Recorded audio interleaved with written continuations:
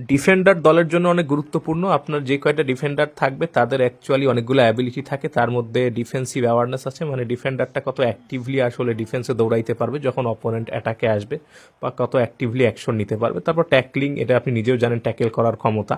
তারপর হচ্ছে অ্যাগ্রেশন, সেটা হচ্ছে কত অ্যাগ্রেসিভলি ডিফেন্ডার চেষ্টা করে হচ্ছে অপোনেন্টের পা থেকে বল নিয়ে নেওয়ার জন্য। এবং তারপরে রয়েছে ডিফেন্সিভ এনগেজমেন্ট, অর্থাৎ ডিফেন্ডার কতটা অ্যাক্টিভলি ডিফেন্সে অংশগ্রহণ করে।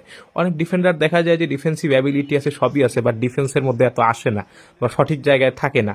এর মেইন রিজনটা হলো তার ডিফেন্সিভ এনগেজমেন্ট কম, অর্থাৎ সে ডিফেন্সে তো অংশগ্রহণ করতে চায় না। এই জন্য ডিফেন্সিভ এনগেজমেন্টটা অনেক বেশি গুরুত্বপূর্ণ। এবং এর পরে রয়েছে ফিজিক্যাল কন্ট্যাক্ট এবং হেডিং, এই দুইটা কিন্তু অবশ্যই লাগবে। এছাড়া ডিফেন্ডার যতই ডিফেন্সিভ অ্যাবিলিটি ভালো হোক না কেন, সুবিধা করতে পারে না, বিকজ ফিজিক্যাল কন্ট্যাক্টে পরাস্ত হয় এবং হেডিংয়েও পরাস্ত হতে পারে। এবং এর জন্য হাইটটা অনেক বেশি ইম্পর্টেন্ট। যাদের হাইট অনেক ছোট তারা এতে অনেক সমস্যায় পড়ে, লাভ দিলেও সঠিক জায়গায় রিচ করতে পারে না। তো অবশ্যই অবশ্যই আপনারা লম্বা ডিফেন্ডার চুজ করবেন।